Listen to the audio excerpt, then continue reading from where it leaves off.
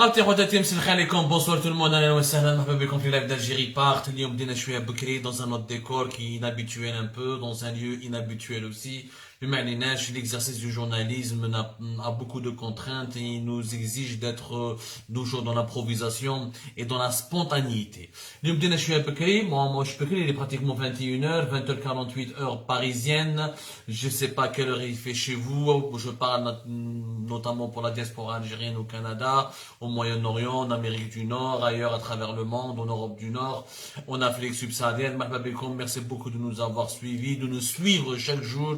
Vous êtes très nombreux et nombreux à nous faire parvenir vos commentaires, vos suggestions. Yom Yajma'a, le dimanche 20 février 2022, j'ai décidé de faire ce live pour vous expliquer que nous avons obtenu la preuve par A plus B que la fameuse affaire du chef d'entreprise El Belkan est un véritable scandale d'État. C'est un scandale d'État. ما كاين حتى حاجة أخرى. اليوم كشفنا درنا longue d'après une semaine de recherche. On a essayé de comprendre. On a essayé d'expliquer qu'est-ce qui s'est passé. On a essayé d'interroger toutes les sources les plus proches ou les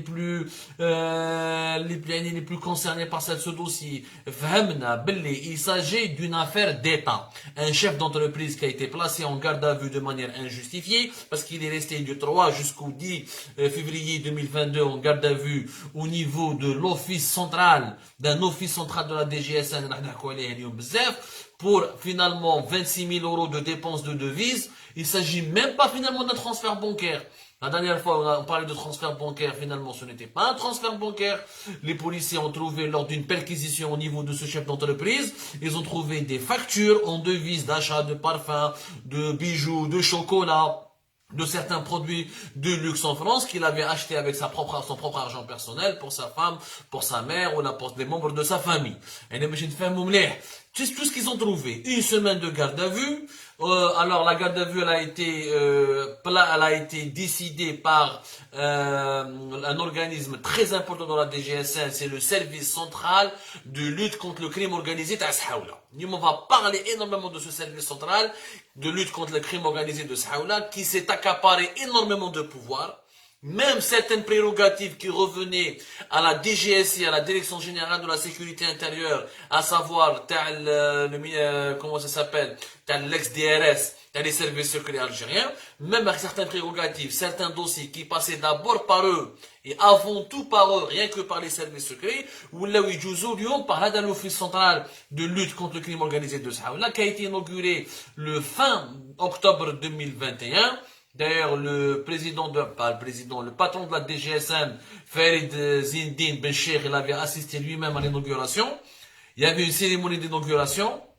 Même il y a eu ensuite un déplacement du ministre de la Justice à cette inauguration-là. Il y a eu le ministre de l'Intérieur aussi, Kamel Beljoud, qui était aussi présent. Le ministre de la Justice était Abdelrachid Tabi. L'Office central de lutte contre le crime organisé, où il a vraiment une institution sécuritaire et névralgique de la République algérienne. Tous les dossiers les plus importants, Rami Djouzou aléha. Vraiment, des dossiers très importants. Maintenant, le fameux dossier d'un homme d'affaires qui était proche de Ghalib Belkcel était considéré comme sa boîte noire, à savoir l'homme d'affaires Hadek, Omar Ben Abdallah. Omar Ben Abdallah, il a été emprisonné, rappelez-vous, à la mi-décembre 2019, il a été placé en garde à vue dans l'Office central de lutte contre le crime organisé في Sahaoula. Toute l'enquête, toutes les auditions se sont déroulées في Sahaoula. Bon, mais à l'époque, Omar Ben Abdallah, le dossier كان كبير. Omar Ben Abdallah, un promoteur immobilier, un richissime promoteur immobilier, كان صاحب général Ghalib Belkcel, كان هو la boîte noire تاعو, il était كيفاش نقولوا حنا فانيك, il était carrément son portefeuille. Son portefeuille personnel, il était impliqué avec lui dans un projet d'hôtel في بومعطي في Alger, un projet de promotion immobilière في الحمامات في Alger, un bureau d'études d'architecture aussi في Belmodraïs, pas mal d'autres promotions immobilières en partenariat avec des promoteurs des architectes libanais. يعني الدوسي كان كبير. Donc à l'époque, Omar Ben Abdallah, son placement en garde à vue, le fait que le dossier soit entre les mains des enquêteurs, l'office de lutte lutte contre le service central plutôt de lutte contre le crime organisé, c'était totalement justifié. D'ailleurs, c'était pratiquement le plus grand dossier traité par ce nouveau central, par ce nouveau service central de la DGSN qui a été inauguré au 31 octobre. Au 31 octobre 2021, décembre 2021, leur plus gros dossier, les investigations ont commencé en novembre 2021, c'était le dossier d'un promoteur immobilier Omar Ben Abdallah, dans des circonstances troublantes, dans tout un article في Algérie partout, dans une, comment ça s'appelle, donne عليها même une émission في Algérie partout, حكينا كيفاش هذا عمر بن عبد الله دخل للداخل وصارت معمعة كبيرة وكان يستنوا فيه في باري وسنة يعني يهرب من باري alors qu'il a des hôtels في باري des biens immobiliers financiers au sud de la France وكان يدور مع بزاف مع الغالي بالقصير وبعد كده il a négocié son retour وكومو il est l'ami de Beljoud, tout ça vous pouvez le retrouver sur Algérie. Mais هذا Ares Berkane, ça n'a rien à voir. هذا يخدم l'aluminium, il a une société petite. C'est une petite affaire familiale. Elle a une unité de production Tizi Ouzou, ils ont quelques projets fait Alger, fait Wahran. Mais ça n'a rien à voir avec les millions d'euros, les centaines de millions d'euros que possède ou qu'a possédé Hada Omar Ben Abdallah. Donc, semaine hadi ou jasrat. Là, c'est le scandale d'armes. Comment ça s'appelle? Le scandale Ares Berkane est devenu un scandale d'État. Où sera le 17 février 2022? Le 17 février 2022, contre toute attente, le chef du service central de lutte contre le crime organisé d'Ashaoula fait Alger, le fameux, comment il s'appelle, Rafiq Terfes, c'est un contrôleur de police,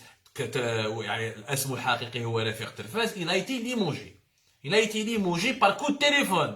يعني عيطوا له في التليفون قال اسمع السي رفيق ارفد حوايجك ودخل دارك راك محاوس وعلاش حاوسوه ما حبوش يقولوا له في التليفون كيف بدا يسقسي قالوا له الحاوك على جال لافير محمد ارس خيا بركان حصلوها كلش فيه قالوا باللي انت اللي جبت هذا محمد ارس خيا بركان tu as abusé de ton pouvoir كانوا خدمت له une enquête qui est fausse يعني ils ont falsifié les faits ils ont aggravé les charges ils ont fabriqué un dossier tout simplement si يعني ما عنده مسرق مندب عنده 25000 euros de dépenses à l'étranger pour des frais personnels pour des dépenses personnelles ما صابوش عنده des transferts ولا des ou des pots de vin ou des associés parmi les généraux ou ما صابوا عليه والو دخلوه الحبس وسمعنا garde à vue pour 26 000 euros de dépenses personnelles في فرنسا.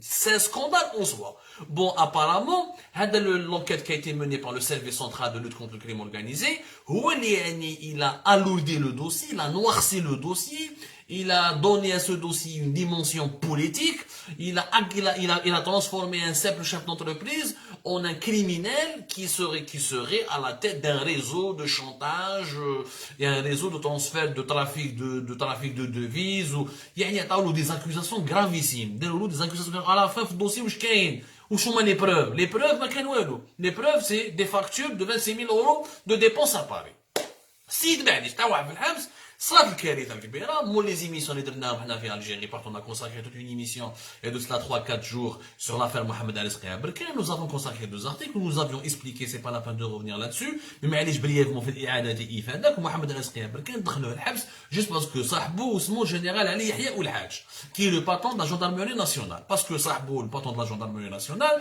ما يقدروش يدناو le patron de la gendarmerie nationale ils ne peuvent pas le mettre ni le convoquer ou l'incarcérer ou le placer en garde à vue ni le déloger parce que le général Ali Yahya Oulhadj, patron de la gendarmerie nationale, c'est l'un des bras droits, l'un des collaborateurs les plus proches et les plus influents du chef d'état-major de l'armée nationale et populaire, Saïd Chengriha. Donc, son meilleur ami.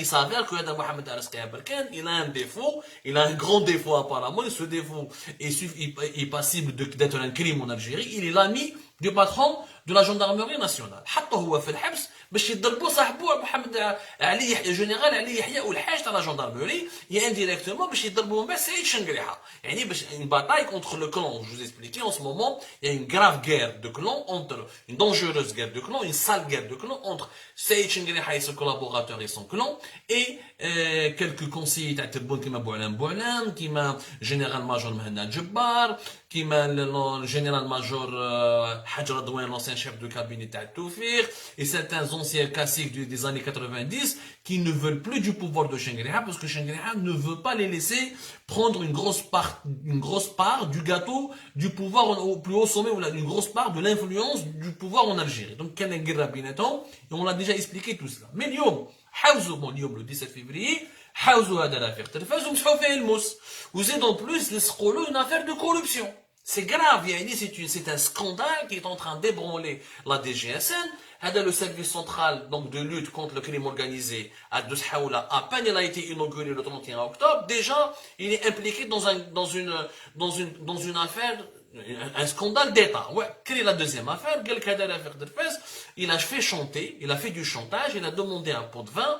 Le واحد اسمه محمد عون. هذا محمد عون كان l'ancien directeur de l'OPJ تاع بومرداس وكان l'ancien patron d'une institution, une entreprise importante dans la promotion immobilière, l'ENPI, l'entreprise nationale de la promotion immobilière. C'est une entreprise étatique immobilière qui faisait souvent du logement promotionnel ou là des logements publics, notamment le LPP, le fameux logement LPP était essentiellement construit et vendu par le NPI. Hada Mohamed Aoun, c'est l'un des anciens, l'un des classiques, l'un des cadres dirigeants les plus anciens du secteur de l'habitat. Quand il يخدم بزاف مع عبد المجيد تبون, كان عبد المجيد تبون حاكم secteur de l'habitat de 2012 à 2017. D'ailleurs, كي حاوزوا عبد المجيد تبون en août 2019 du gouvernement وسعيد بوتفليقة وعلي حداد اللي كوني ناف اللي دوز اوليغارك الجيريان داروا على تبون كيحاوزوه وخرجوه من الحكم كاع اللي كانوا يخدموا في السيكتور دابيتا مع تبون حاوزوهم اللي كان في لا دي ال يخدم مع تبون حاوزوه واللي كان في لو ام بي ولا في لي زو بي جي كيما هذا محمد عون حاوزوه.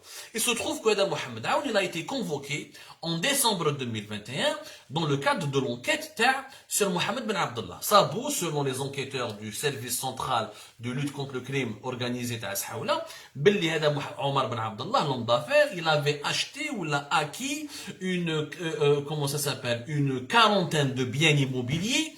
في بومرداس هادو les biens immobiliers lui ont été cédés ou la vendus par l'OPJ essentiellement par l'OPJ تاع بومرداس. عيطولو, il a été convoqué par un commissariat تاع بومرداس, il est venu à Saoula, il a été interrogé, سقساوه قال له ودي اسمك خرج etc. واسمه راه في dossier judiciaire. Ensuite il a été auditionné par des juges au niveau tribunal de Sidi Mohamed وما داروا له والو.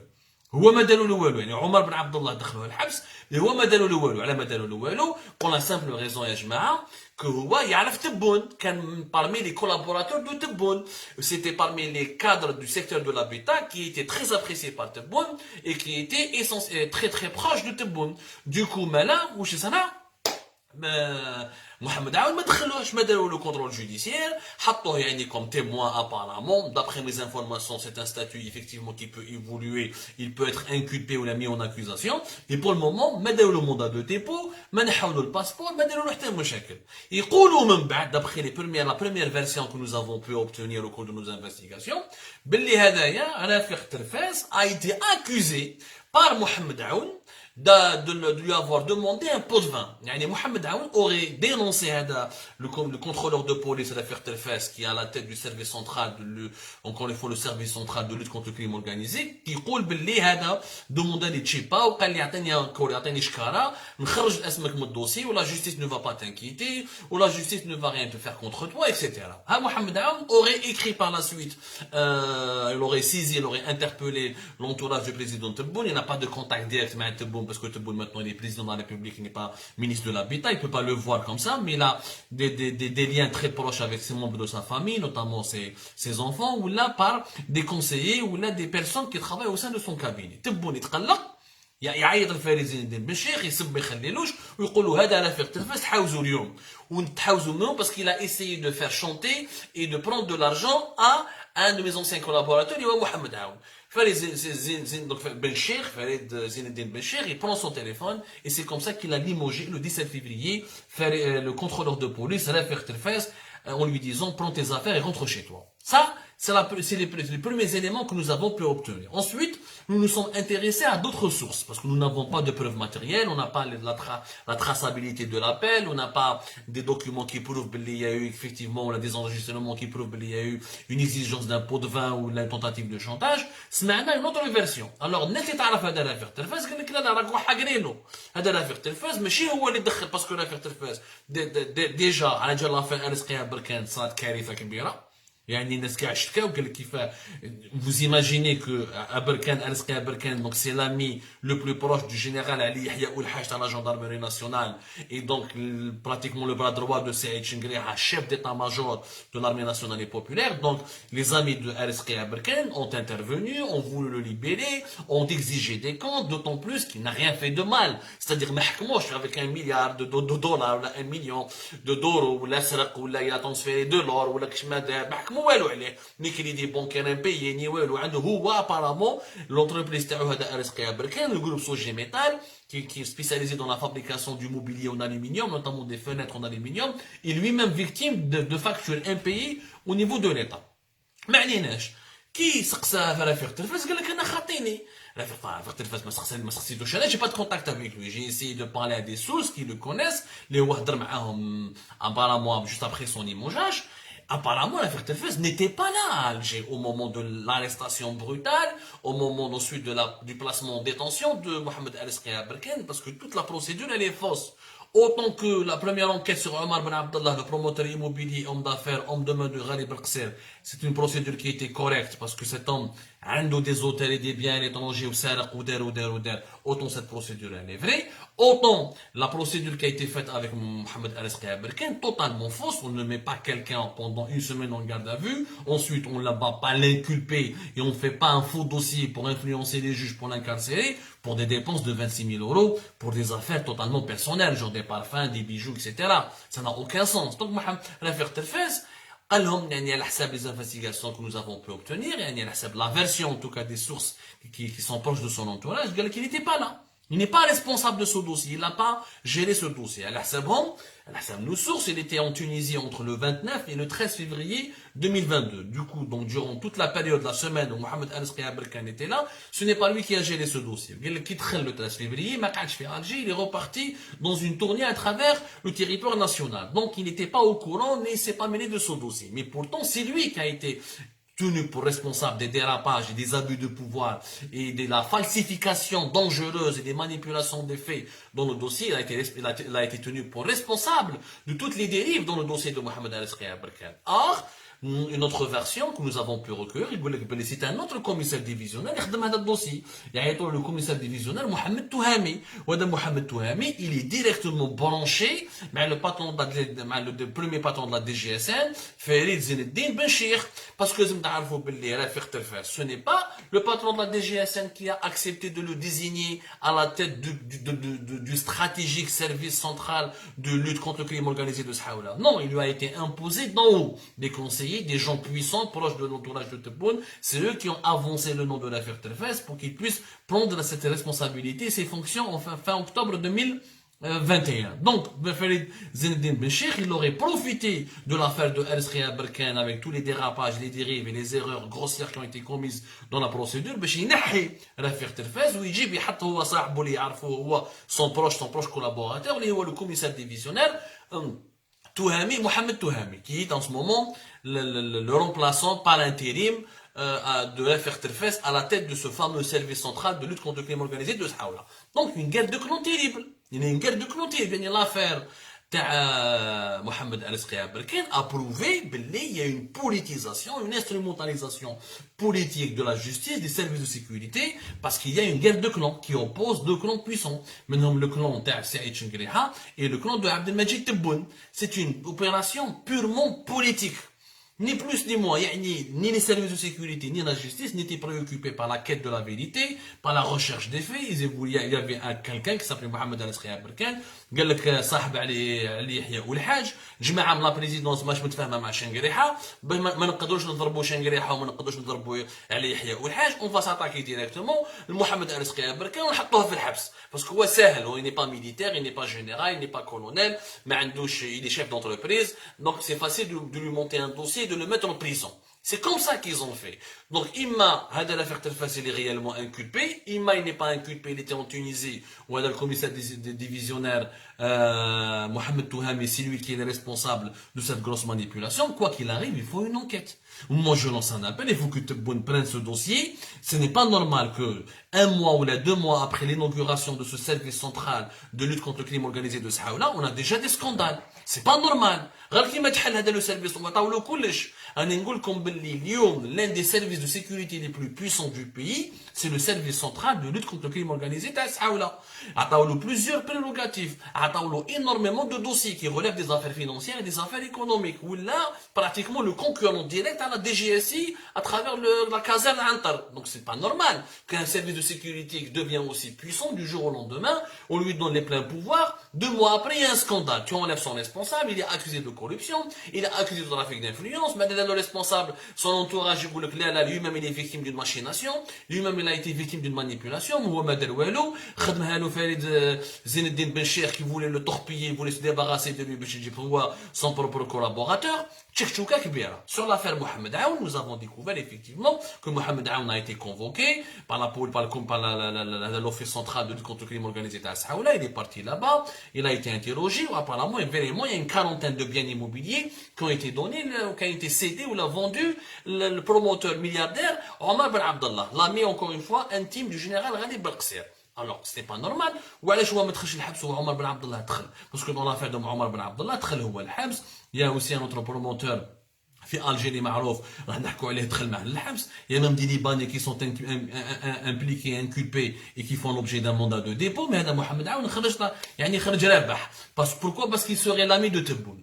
Tout ça, ce n'est pas sain. C'est vraiment pas sain et ça prouve que l'affaire El Skhia Berkane nous a ouvert les yeux sur l'abus de pouvoir. ما عندناش justice, ما عندناش des services de sécurité. Il n'y a pas d'enquête indépendante, il n'y a pas d'enquête neutre. Ah, ils font des enquêtes que lorsqu'il y a un téléphone qui sonne, qu'il y a un conseiller تاع تبون, ou là un général, ou là les services, ou là un colonel, ou là un ami du président, ou là un homme puissant, ou là يقولوا حلوا لي une enquête على السيد هذا parce qu'il nous dérange, هما يخدموا. Une semaine après, l'autre clan qui a été attaqué va riposter, va contre-attaquer, il va donc faire pression parce que le responsable de la première attaque soit enlevé et remplacé, etc., etc. L'Algérie, l'État, les institutions, les services de sécurité sont pris en otage par des clans politiques qui se battent entre eux pour la conquête du pouvoir absolu. Le clan d'Atebboune veut le pouvoir absolu, le clan d'Achengreha veut le pouvoir absolu, le clan d'Amana Djebbar, les officiers des années 90, ou les anciens généraux des années 90, Nazar, Toufik, ou Hassan veulent aussi apparemment reconquérir le pouvoir, ils veulent le pouvoir absolu. Ou dans toute cette tchèque-chouka, il n'y a que des scandales d'État. Les pauvres citoyens, des chefs d'entreprise, des policiers, des fonctionnaires d'État sont sacrifiés, sont égorgés, sont décapités pour la simple raison que ils sont sacrifiés comme des moutons dans cette guerre qui oppose des chefs puissants. Les chefs s'attaquent, se lancent des torpilles entre eux, mais les soldats, ce sont des petits soldats qui meurent sur le champ de bataille. Ça c'est très grave. Ça c'est très grave, ça veut dire que le pays il est miné par les divisions. دخل chef d'entreprise juste parce que صاحبه علي يحيى اول حاجه هضرب صاحبه. Et Anna l'affaire Telfaz, je n'ai pas la certitude. Moi, j'ai publié les deux versions. On a sur Algérie Part, on a les deux articles, les deux versions. La version qui l'accable et la version de ses proches qui le disculpe. Maintenant, il faut une enquête. Il a l'affaire Telfaz, دارها كحل وعبز على واستعمل les fonctions تاعو باش يدخل محمد El Skhia Berkane الحبس pour plaire à ses mentors au niveau de المرادية. لازم يخلص.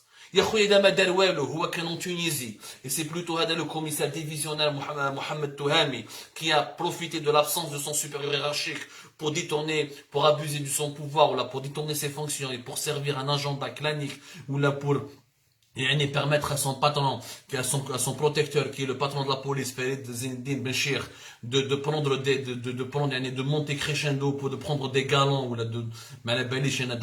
d'agrandir son influence, en emprisonnant, ou en fabriquant un faux dossier pour d'abord, avant qu'il soit un chef d'entreprise. Mohamed El Skhia Berkane est un citoyen. Il faut savoir, il ne faut pas personnaliser les problèmes derrière les chefs d'entreprise, derrière les généraux, derrière les officiers, derrière les policiers, derrière les dirigeants. Il y a aussi des citoyens. D'où les mafiages qawanin.